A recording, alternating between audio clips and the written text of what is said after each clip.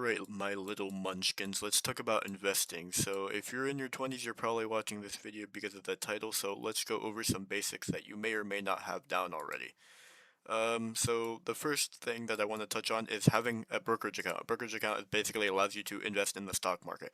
There's various different stocks, funds, bonds, etc. that you can trade or get money from by doing certain actions, and that some of those examples are Charles Schwab or Fidelity. There's a bunch of other ones. These are two big ones. Choose whichever one that you think is best, or you could go to a bank and they can give you recommendations. This video is also not financial advice. Please don't strike me down. And yeah, so yeah, that's the first thing. If you want to be able to invest, you need to have a brokerage account. That's the only way you can do it. Or if you want to go fly to New York to, go to the stock exchange and then you'll have a call guy there and do all that, you know, do that, I guess. I don't know, whatever. Second thing is, this isn't technically an investment. I consider it an investment in your future because I find that regular bank accounts to be a scam, basically, like savings and checkings and stuff like that. I'll get into an example about that. But a high yield saving account is basically just a regular savings account, but it gets you a lot more money in the long run. And I'll explain in an example. And the last thing is like some people miss. You have to have a stable income. To invest, you need to have money left at the end of the month or, at the beginning of the month, whatever it may be, to be able to, just invest in whatever you think is best for yourself. You can't just spend all your money, live broke, what do they call it? Break even each month, pay off your debts or, whatever other imperative things that you have that you must pay, versus the things that, maybe you can skip out every couple of months or every couple of weeks or something like that, and maybe contribute that towards an investment so that you can have money in the future and in the long run. So let's look at an example. So we have SoFi. They're an online bank, and they give 4% APY, which is annual percent yield. And that's going to make more sense here when we talk about a physical bank, where we have Wells Fargo. They're obviously online, but they have a 1% annual percent yield. Let's assume that we put $10,000 into this account initially. By the way, both of these accounts, they don't have like any initial deposit. So like you can open them with no money in them, no fees or anything like that. Completely fine. Let's say I put $10,000 into both of these accounts initially, and I wait 1 year. I have 1 year. 1 year here. Oops, that's not going well. Anyways, 1 year.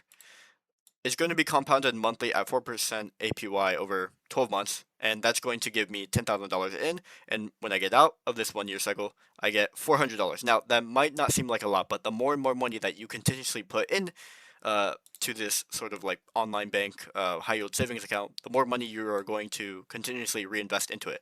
So let's say, okay, cool, I got $400 here, but now I have, and that's also like without putting in money each month, right? So let's say, okay, we have 1 year as well. But let's say we also add, I don't know, like 500 plus 500 each month. So now you're going to do what? 500 times 12, and then whatever the 4% yield off that is plus that 400 the next year. So continuous and gradual investments will basically lead to a snowball effect, and you'll get a lot more. Whereas if you're using just a regular savings and checking account like here, you're only going to get like 1%. Like these are genuine rates, like 1%, 0.001, 0.2, stuff like that. They just don't want you to get money. They don't want to have to dish out money. You're literally getting cents. So I would like only use for like these are the things I would use like a checkings or a savings for. I would basically just have this for like emergency, rent, and car, because there are some things like these, like hospital payments, or rent and car. Sometimes whoever you're paying to, they will only allow like a link between your bank account, and they won't allow a high yield saving account for you to dish it out of there. It has to be registered with an FDIC bank. And sometimes some of these online banks aren't FDIC insured. So you will need to use this to pay your rent or your car, or a lot of times like school as well. You'll need like a regular bank account, not a high yield savings account. So that's like something to keep in mind.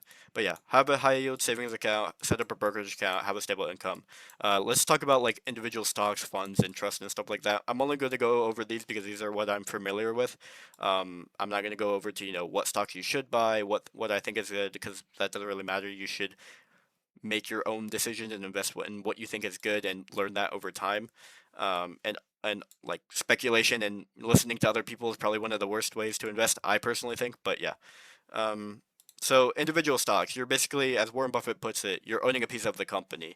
Your goal is basically to buy the sell low when you think it's either undervalued or or basically that you think it's going to grow. The company is going to grow in the future for whatever they're making or whatever they're doing, and you can do that a number of ways. You can look at their like the balance sheet or the financial statements. You could just look at the company performance. Are they making money? Are they expanding?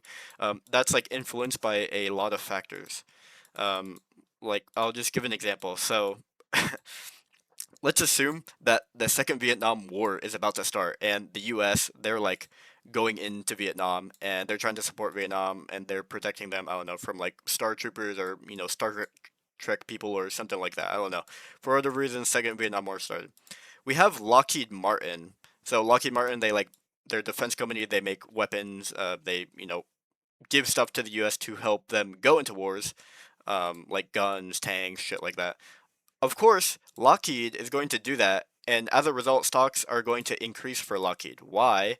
Because there's a higher demand for these sorts of materials now that the U.S. has entered a war, and Lockheed is a big part of the, I guess like war effort now that they're supplying the U.S. with all of these because like the U.S. just doesn't make their own stuff like that. They have to rely on a company with a contract and all that stuff. So the stock is obviously going to go up because of that.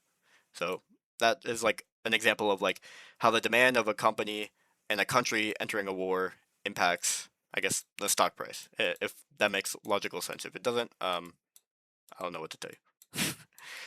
ETFs. ETFs is probably what you hear a lot about online on social media. I personally invest a lot in ETFs. Most of my like money goes into ETFs, and that's because over time generally and statistically, you're more likely to get a higher percent yield or average that is higher than if you were to invest into individual stocks.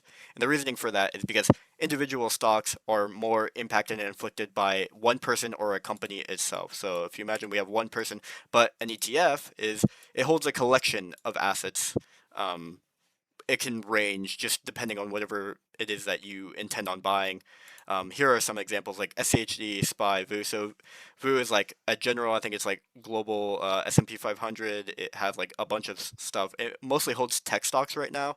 And then you have SPY, which is another big one. So you could basically think of it as like you have a pot, and within this pot you have, I don't know, let's say you have tech, you have healthcare, you have real estate. You basically have a bunch of these things in here, and each of them is addressed with some sort of percentage. So it has some, I don't know, some percent.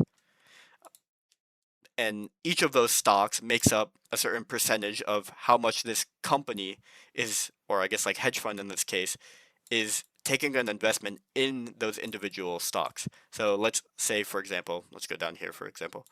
So let's say we have, and this isn't the actual case for these, but let's say I have SPY, and SPY is really looking into a lot of the tech stuff right now. So we have tech, and within here we have Apple. So Apple, and then we have like, oops, and then we have Microsoft. And let's say they have like some amount of shares within these. So let's say they have X shares, this has like Y shares. Then that would mean that, I don't know, based on however many shares that they have, they own like, I don't know, they own like 20% of Apple, and they own like 10% of Microsoft. And then over here we have, I don't know, we have whatever stocks, whatever, and that's also in like another sector. It could be health, business, whatever it may be.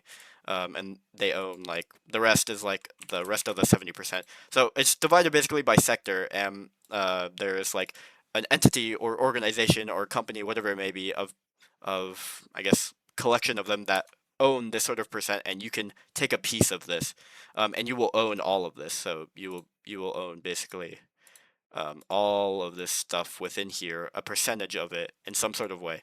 But because you own a lot of different stocks and all of them are impacted, like we said, like they're impacted by different factors, um, you have a lot less risk that this sort of like stock will take an impact. Of course, that's a lot different with a lot of the tech stocks right now because if you have an overweight weightage of tech stocks within an ETF, let's say this was reversed and it was like 70 and 30.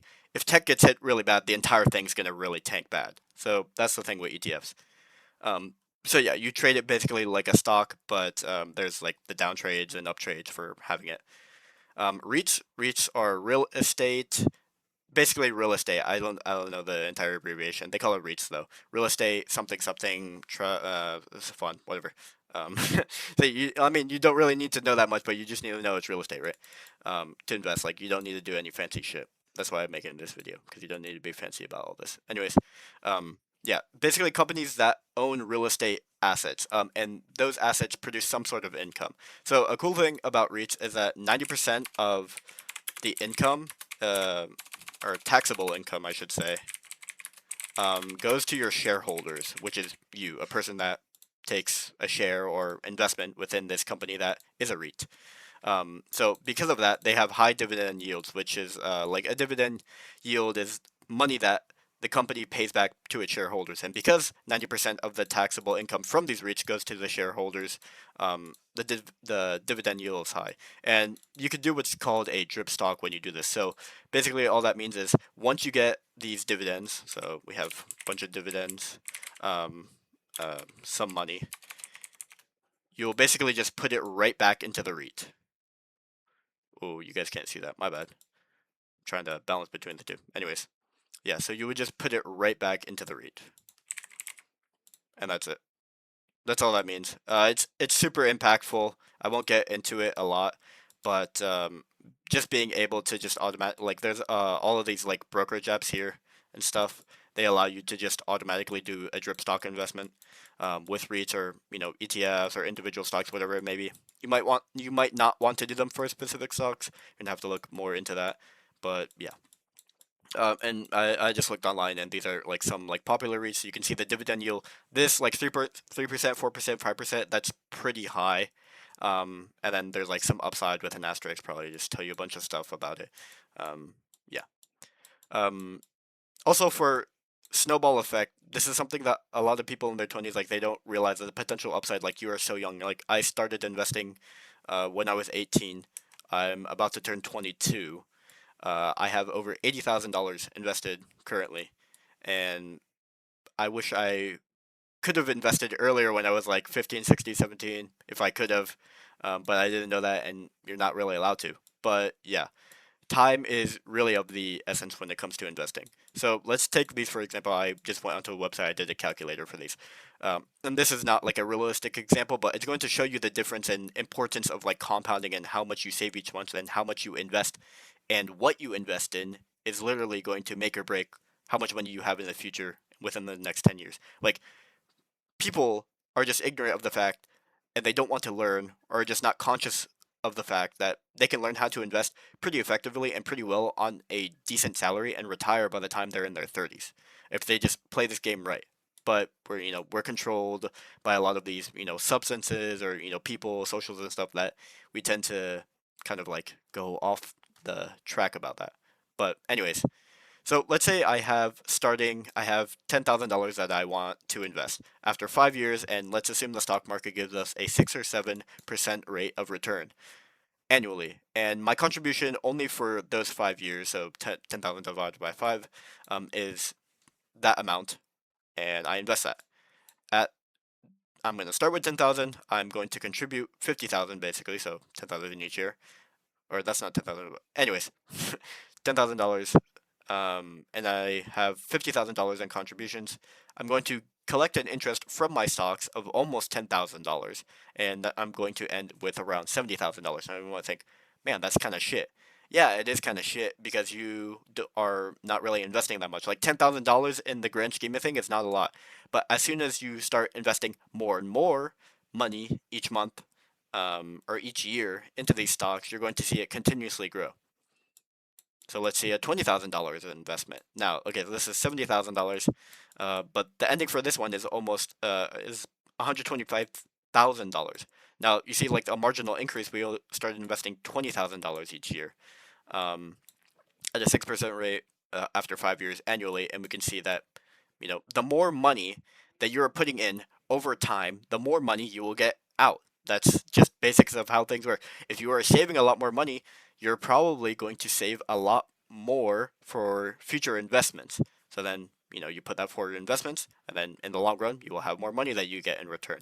It's just playing a waiting game, the game of time.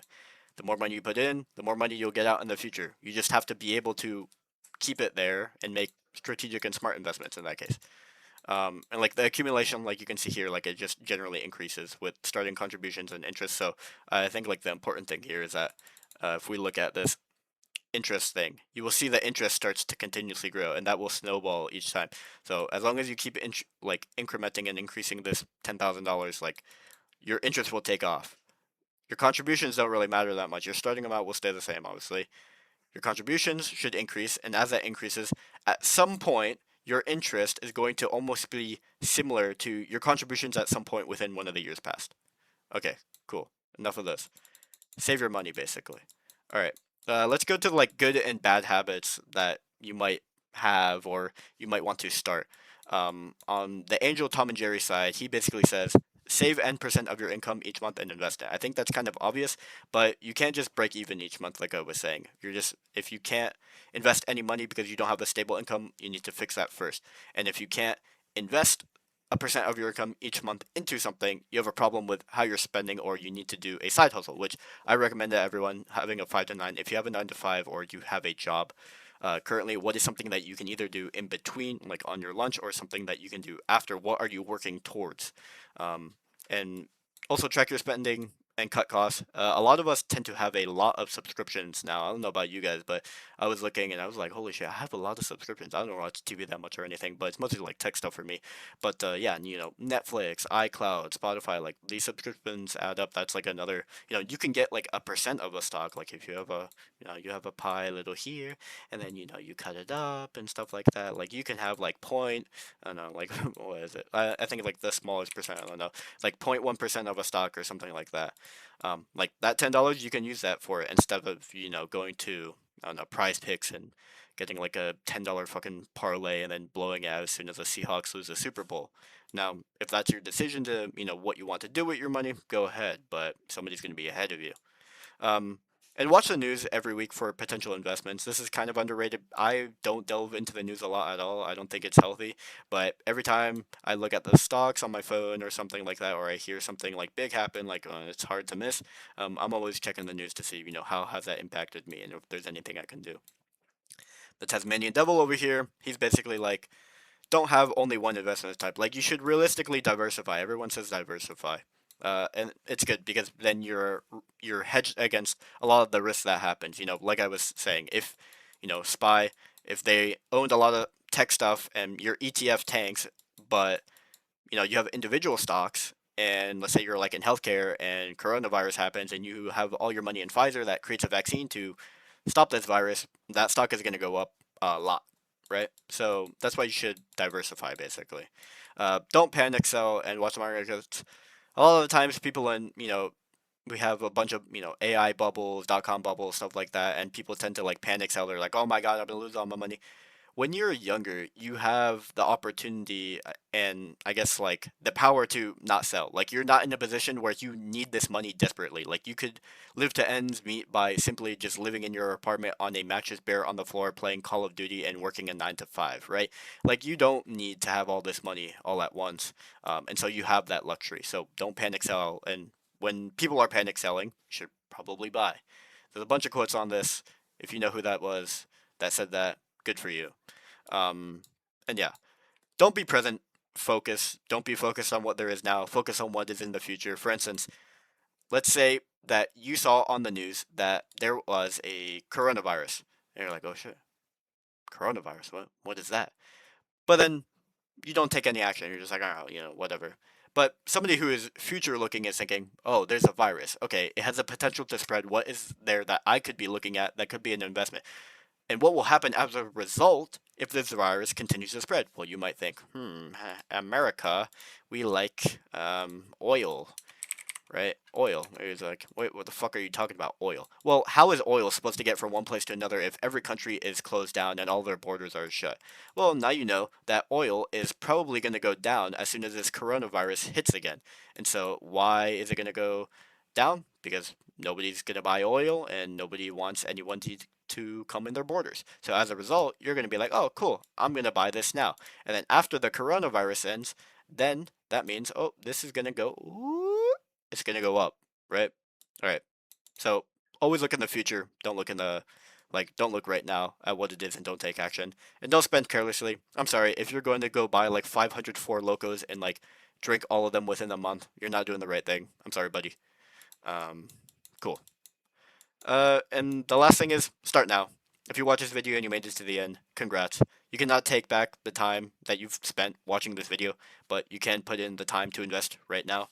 I think that's a very good thing that you should be doing right now. It gets a lot harder when you're older. There's these YouTubers that I watch called The Money Guys. There's some older guys who are like CPAs, and stuff like that, that they give a lot of good advice. So, as you get older, your wealth basically like decreases, or not your wealth decreases, but the amount that you could have invested per your age, like the value of it decreases, right?